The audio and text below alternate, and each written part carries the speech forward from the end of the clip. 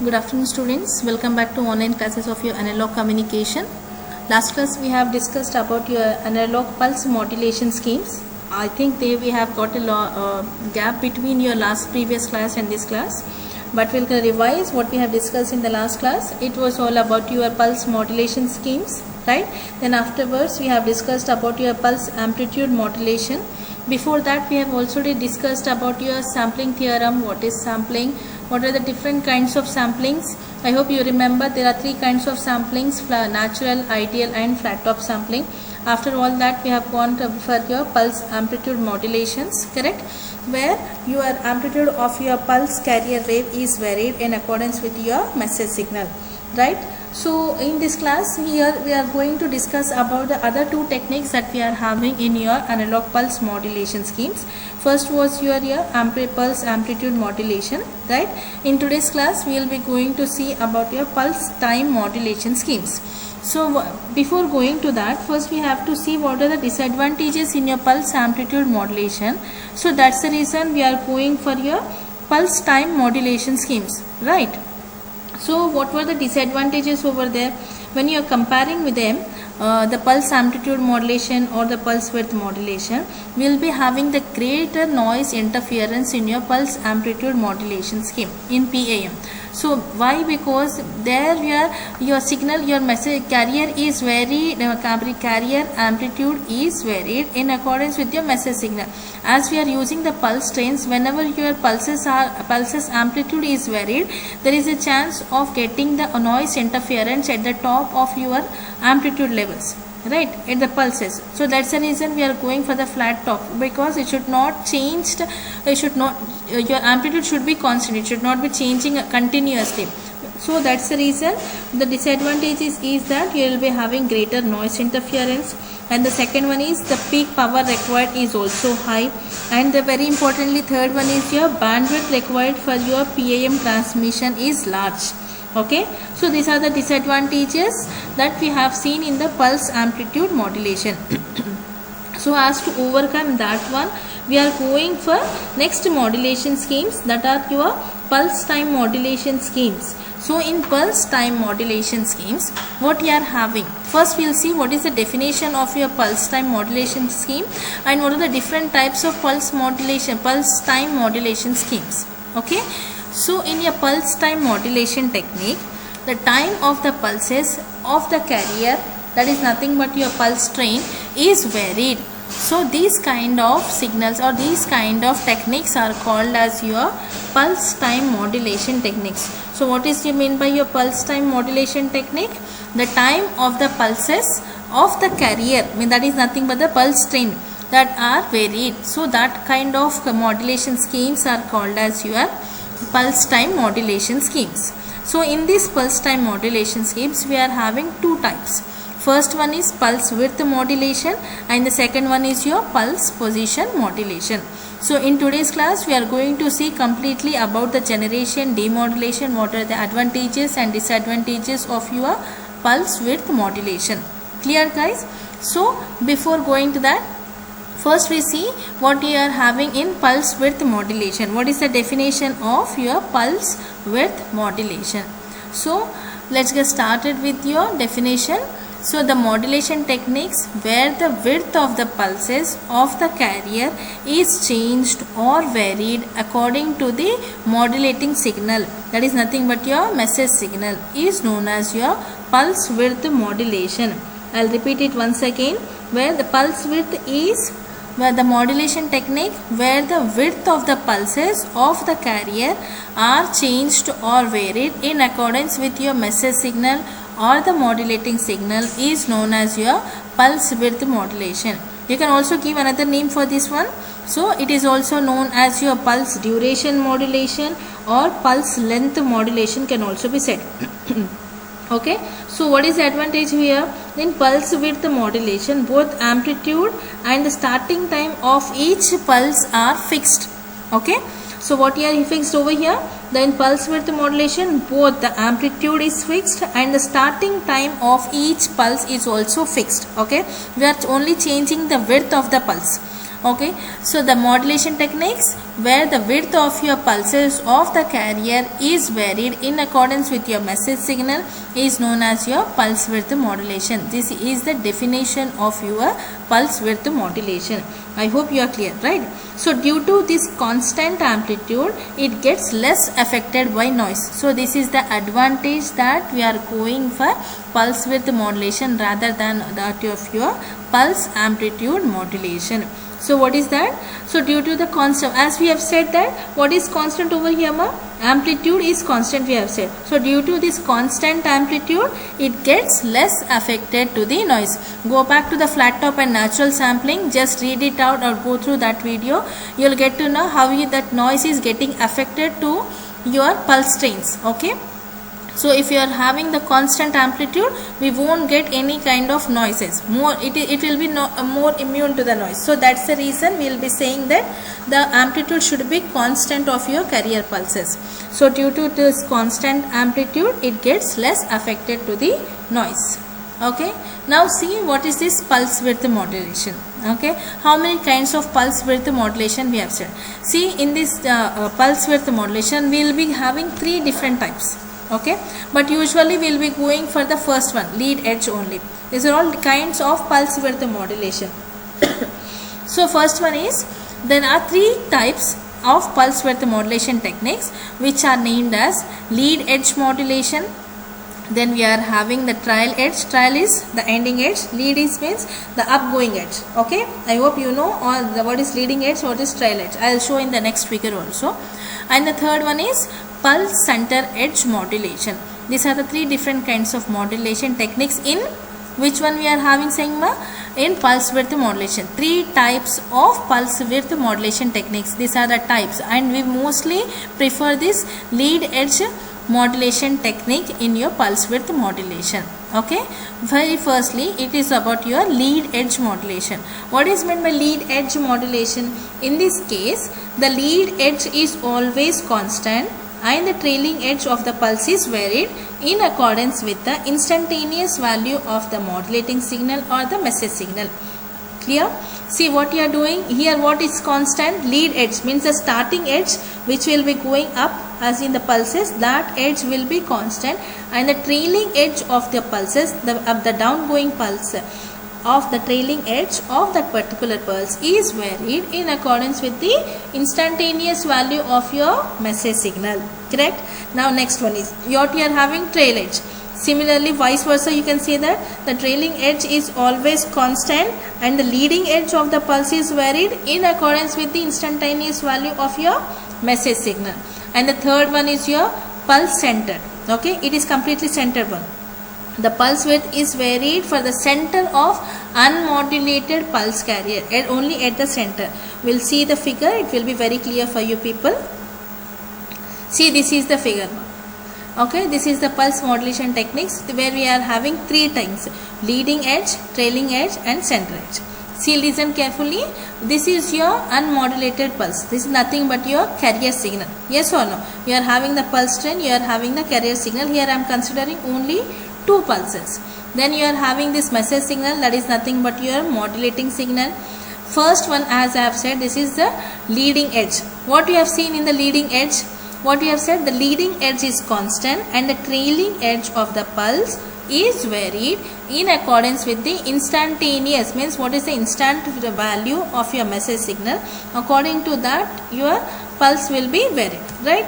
So what you are having here, whenever you are having the higher peak in this one, this is the leading edge. This leading edge is constant over here. This is also leading edge. This leading edge is also constant in leading edge modulated pulse width modulation. Now see, your pulse width has to be increased whenever you are having the higher amplitude of your message signal. This carrier is varied in accordance with your message signal, and which kind of modulation you are doing? Width modulation. So width will be increased as you are increasing the amplitude of your message signal. Correct? It is the instantaneous value of this your message signal. Now you are having the, see, this leading edge is sorry ma. So this leading edge is constant. Okay. Now what you are having over here, here you are having the negative, means your amplitude of the message signal is decreased, then obviously your width of the pulse will be decreased. But what is constant over here? Leading edge, means this leading edge of your carrier is constant. This is the first part. Only trailing edge will be varied in accordance with the instantaneous values of your message signal. This is the instantaneous value. Here, from here it starts decreasing. Here you are having lower voltage, so your width is decreased. Here you are having the higher voltage, your width is increased. So I hope you are clear with the leading edge modulation of your pulse width modulation. Now next, what you are having over here? Trailing edge modulated pulse width modulation. Now what should be constant here? I hope you get it. So the trailing edge, this part, see your carrier wave, this trailing is constant, this trailing part is constant, and which is varied? Your leading edge is varied in accordance with the instantaneous value of your message signal. Here you are having the higher voltage, so from here, from this part it will be increasing the width, it will be moving in this part. Here it will be moving in, width will be increased in right hand side, here the width will be increased from left hand side. So here the pulse width is increased at the leading edge because your trailing edge is constant. Here it is decreased at the lower amplitude as your trailing edge is constant and leading edge will be varying with in accordance with the value of your message signal, amplitude value of your message signal. In third one, what you are having? Center edge modulator. At the center,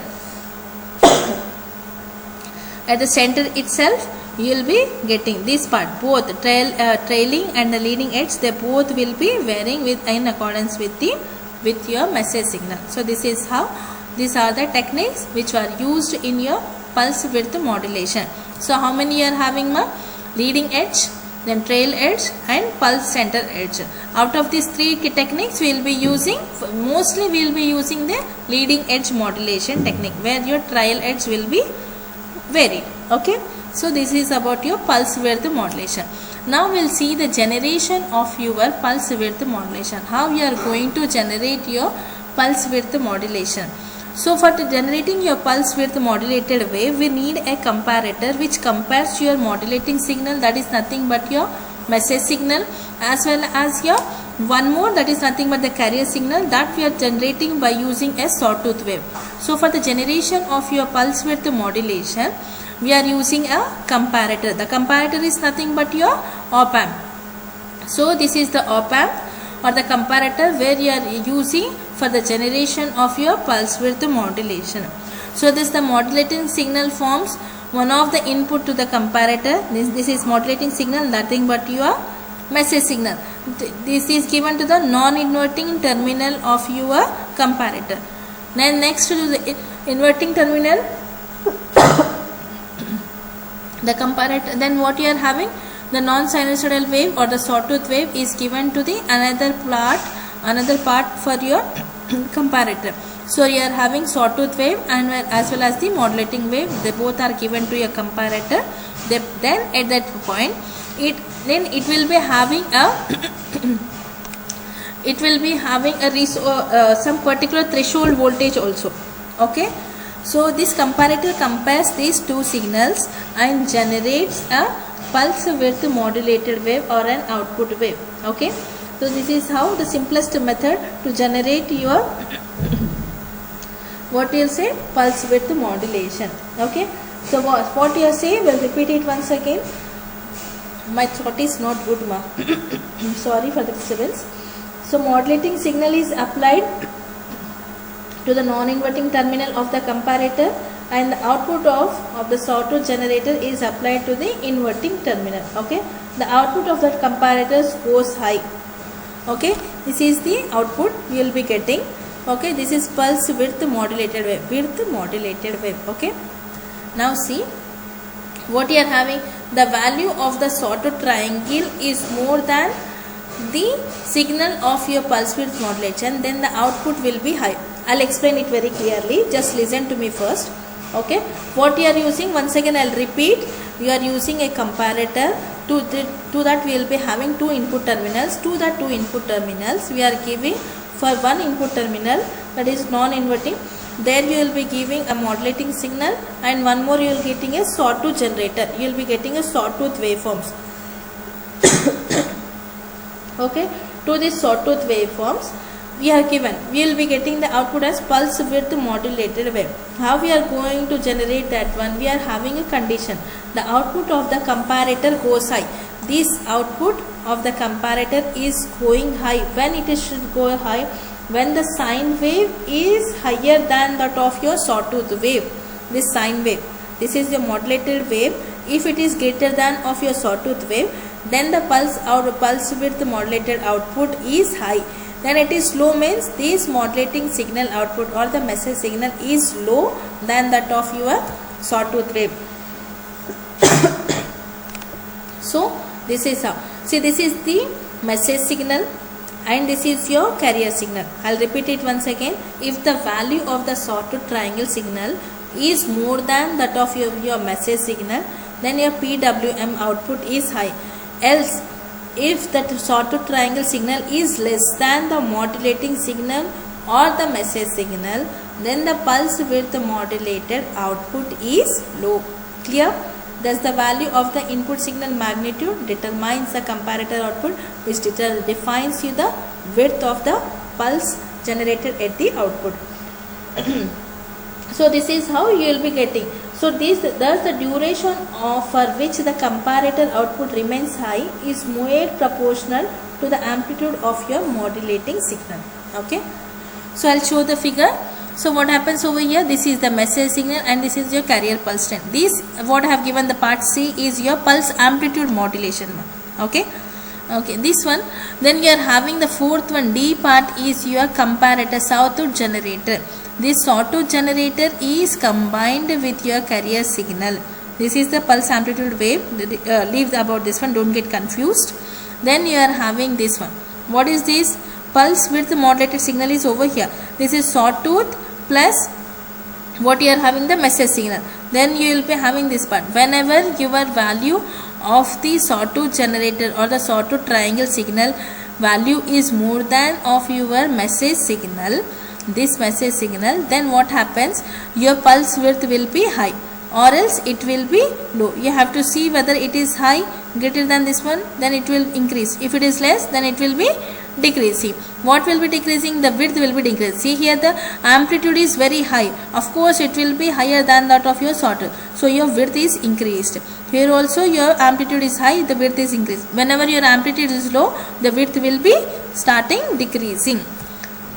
So this is how you will be getting your pulse width modulated wave. This is the pulse width modulated output at the transmitter side, which is given through a particular channel to the receiver. This is how you will be generating.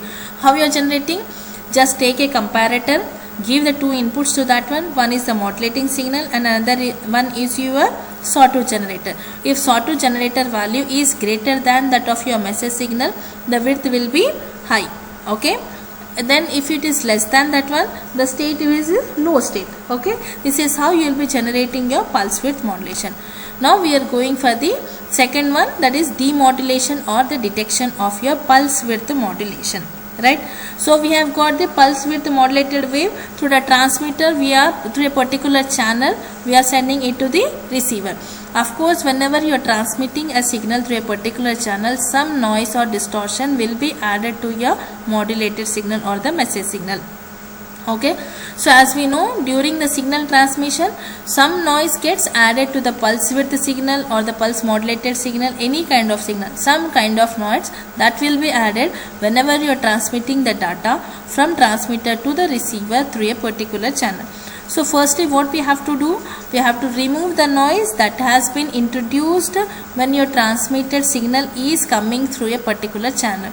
So as to remove that one, what we are doing? We are using a pulse generator. Okay. So firstly, to remove the noise which is introduced in the transmitted signal, the incoming signal is fed or given to the pulse generator. Okay. These regenerator, what it actually does, it regenerates your pulse width modulated signal. One more signal, reference pulse width modulated signal will be generated. Okay. So this regenerated pulse width modulated pulse is then given to the reference pulse generator, and that generates a pulses of the constant amplitude with the constant width, which was same transmitted through the transmitter to the receiver when it was transmitting through a particular channel. Okay, so what this pulse generator will be doing, it will regenerate a reference pulse. Okay, that regenerated pulse of the constant amplitude or constant width are generated. Now after that one, what you are going, these regenerated pulses are also given to the ramp signal generator. What you are having here, ma, you are having a pulse generator, reference pulse PWM signal is generated. Then after that you are having ramp generated and reference pulse generated. They both are fed to a adder or a summer block. From that summer block, they are given to a clipper circuit where you will be clipping off the signal noises. I'll show in the next slide. Then afterwards it is given to the low pass filter to remove external noise. Then original message signal will be obtained lastly. Okay, so this regenerated pulses are also given to a ramp signal generator that generates a ramp signal of constant slope. Okay, where the duration is similar to that of your pulse duration, means it is similar to that of your carrier which we have used in your transmitter side. So thus we have a ramp signal because we used a sawtooth signal over there. So we are using a ramp signal at the demodulator side. We are having a ramp signal whose height is proportional to the pulse width modulation pulse width. Okay, the height of this ramp signal is proportional to the pulse width modulator or the modulated pulse width. Okay, now next, the constant amplitude pulses are then provided to the summation unit. Now we are giving it to the this reference pulse generator which has generated a reference modulated wave, and this ramp generator, they both are fed to the adder circuit. Okay, now these constant amplitude pulses are then provided to the summation unit in order to get added up with the ramp signal. Okay, then now these both are ramp signal and your generated reference generated pulse width modulated wave, they both are getting added up. Now this added output is then fed to a clipper. This clipper is used to clip off the signals up in its threshold value, thereby generating a pulse amplitude modulated signal as its output. So what you are having in the clipper, ma? Here in this clipper you will be having a threshold value. After that it won't go upside. So what you are doing, when you are having this one, this after summation, this added output is then fed to a clipper which clips off the signal up to its threshold value and thereby generating a pulse amplitude wave. Means pulse amplitude modulated wave is first generated, and this pulse amplitude modulated wave, what we are going to give, this is again given to a low pass filter in order to generate your original message signal. Here from the clipper what you are going to get, your pulse amplitude modulated wave is going to generate. So I'll repeat it once again. The pulses are delayed by a specific amount of time. Then the negative part of the waveform is clipped by a rectifier, or we can use a rectifier after the clipper also. Okay. Though after lastly when they are passed to the low pass filter to recover the original modulating signal. So what you are doing, first what you are having in this degenerator side, distorted PWM pulse width modulated signal is given to the pulse generator where a reference signal is generated. Then these are both are added up by using one we are having a ramp generator where you will be getting a ramp signal. They both are added up and given to the clipper where clipper will clips off the external amplitude by having a particular threshold value. Okay. By having a particular threshold value, it will be removing that one, then it is given to the low pass filter, then you will be getting the original message signal. In this figure you will get to know clearly. See, this is the distorted pulse width modulated signal. Okay, this is the first one. Here I have given the figure also and the diagram also. And this is the distorted pulse width modulation which is given to the pulse generator where it will be generating regenerated pulse width modulation with removing this particular noise. Clear? Now what we are giving, a ramp generator is used to generate a ramp because we used a sawtooth wave over there, right? So this is the ramp generator's output. Then in the reference pulse generator, we are generating one more carrier. As we have said in the last units also, we have to generate a carrier signal at the receiver side also to get the synchronization, right? So what we are doing over here, we are using a reference pulse generator which will be generating the pulses as the output. They both are fed to a summer unit. In this summer unit, you will be getting output like this: ramp plus pulse. Again your ramp plus pulse. Again ramp plus pulse. Right? This is the output of your adder. Now this output of the adder is given to the clipper circuit, where the amplitude, we will be having a particular threshold will be setting over there. A reference voltage will be set in your clipper circuit. So what happens that after this particular, above this one, it will be taking off all this will be clipped off, and you will be getting a pulse amplitude wave. We need a particular pulse amplitude wave to get your original message signal. So this is the clipping level. Okay, above this part's amplitude will be taking off, and this path will be removed. Okay, so this is the output of your clipper. After this output of the clipper is given to the low pass filter by using these values. Okay, these values, you go to the flat top sampling and refer, you will get to know how you will be getting your message signal. Okay. So this output, by taking the values of the amplitude, you will be getting your original message signal. I will show one more figure, you will be getting clear. So this is your PWM signal, then synchronous pulse, then your ramp signal. They both are added. This is the one, they both are added up. Okay, then this is the clipping signal up to this part. This is the threshold mark. This is the reference voltage we have set in the clipping level. So this is the part. Sorry. So this is the part, this whole part below the threshold level is clipped out, and we will be getting only the amplitude of this block. Okay, this is the clipped signal, that is nothing but your pulse amplitude signal. This is given to the low pass filter shaping, where the values of these amplitude values of your pulse amplitude wave will be getting your original message signal, that is your detected signal, original signal, or your original message signal. I hope you are clear with the pulse width modulation and demodulation techniques. Okay, now we will just see the advantages and disadvantages of your pulse width modulation. The advantage of what you are having the pulse width modulation advantages, very first I will tell is the noise is less. Yes or no? Because we are clipping and we are having the constant amplitude levels, so of course your noise is less. Signal and noise separation is also very easy, because you are setting a clipper is there where you are having a threshold voltage. So we are we will be having a reference voltage, so that's the reason the signal and noise separation is also very easy.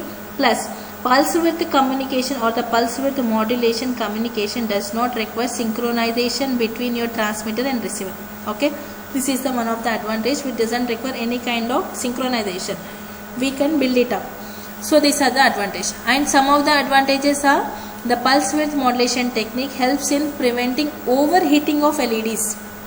Okay, see these mainly this pulse width modulation is also used in your computers, microcontrollers. Okay, so what we are saying, when you are using the LEDs in your suppose in your laptops or some other things, we are using some LEDs.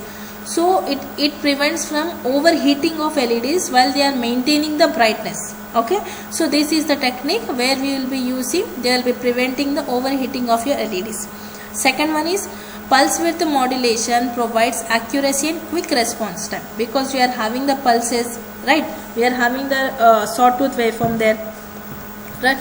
So that's the reason we are having the accuracy and quick response time. Third one is it provides high input power factor. Fourth one, initial cost is low. Of course your cost will be low. We are using a simple comparator and generating a pulse width model. Initial cost, that's the reason. For any other application it may be different. And pulse width modulation technique helps the motors to generate maximum torque even if they are running at the lower speeds. Okay, these are the advantages of your pulse width modulation techniques. But when it comes to the disadvantages, as a pulse width modulation frequency is high, the switching loss is also considerably high, and it includes the radio frequency interference. Of course, when it is transferring, you are moving the what you will say ma, we are transferring the data from transmitter to receiver, so we will be requiring all these radio frequencies, so it includes the radio frequency interference. That is a disadvantage. And we are using the because your bandwidth is increasing and decreasing. Yes, completely modulation is completely dependent upon your pulse width modulation, means width of the pulse. So the switching losses are considerably high in this one. So these are the advantages and disadvantages. I hope you are clear with today's class. Okay, in case of any doubts, please let me know, ma'am. Thank you.